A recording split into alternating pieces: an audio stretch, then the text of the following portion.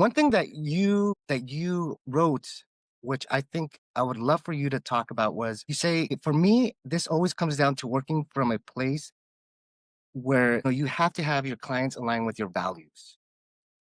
But can Mm. you talk a little bit about that? Because I think some of us, when we're down in the dumps, we're like, we'll take whatever.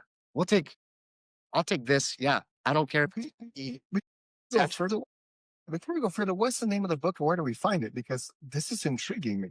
Because your little nuggets that Marco's dropping here, like we haven't dropped the name and where you find it.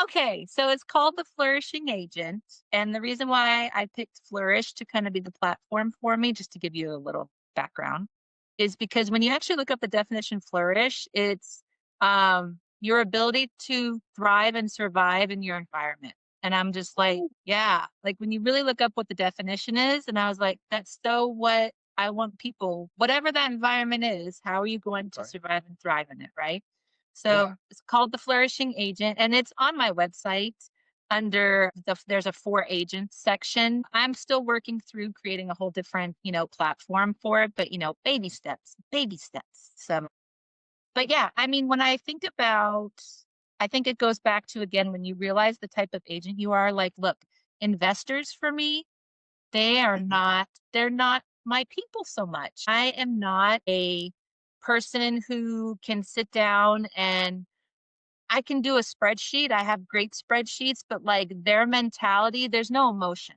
right? But there's no emotion, there's no attachment to what home means. I'm very big on what home means for people. It's a financial vehicle for them, and I think it's great. I just know that I'm not going to be their agent. Oh. So if you can really like figure out how to align, there it is.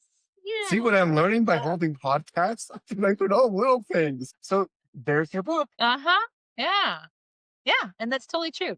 So yeah, it's I think if you learn what you value, your message then is really easy to get out there because once you know what you're looking for, what matters to you, your ability to market to people, I think becomes pretty simple. It brings it down to the lowest denominator of, Do a mid class.